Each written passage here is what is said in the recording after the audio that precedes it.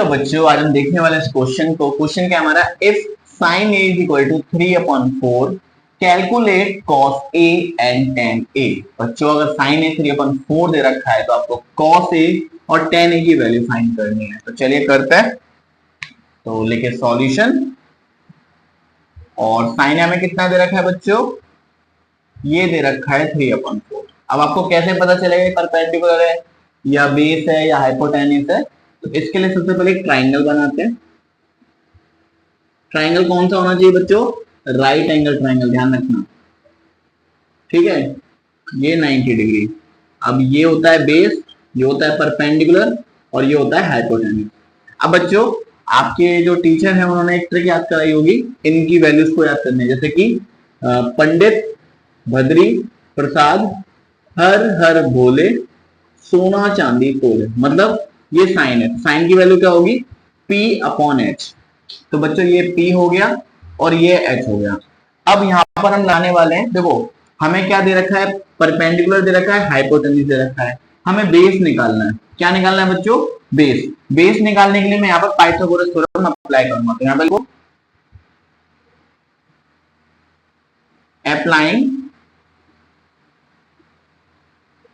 Pythagoras theorem.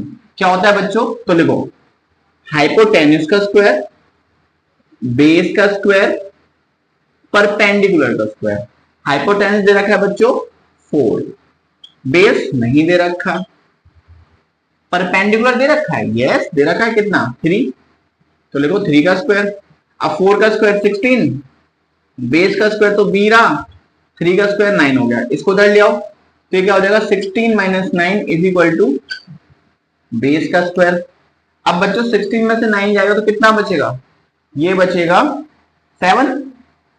क्या बचेगा? तो बेस हमारा आ गया, बेस स्क्वायर बराबर आ गया 7। देन ये स्क्वायर उधर चला जाएगा तो हम लिख देंगे base is equal to √7।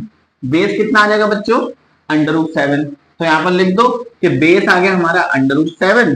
Hypotenuse हमें 4 दे रखा है और परपेंडिकुलर हमें 3 दे रखा है। हमें निकालना है क्या है? कॉस है। क्या निकालना है बच्चों? कॉस है। अब कॉस का फॉर्मूला देखो, ये कॉस होता है, कॉस का फॉर्मूला B/H। क्या है? B/H। बेस कितना है बच्चों? बेस है हमारा √7 और हाइपोटेन्यूस कितना है? 4। तो कॉस है कितना आ गया? √7/4। अब क्या निकालना है? tan है। देखो tan है निकालने के लिए आपके पास फॉर्मूला ये रहा है। tan का फॉर्मूला है परपेंडिकुलर अपॉन बेस। क्या है? Perpendicular upon base. तो परपेंडिकुलर कितना है? 3, ठीक है। और बेस कितना है बच्चों? √7। तो ये इसका सॉल्यूशन आ गया, ठीक है। आप इसको थोड़ा ऐसे लिख लो, √7/4। ओके बच्चों।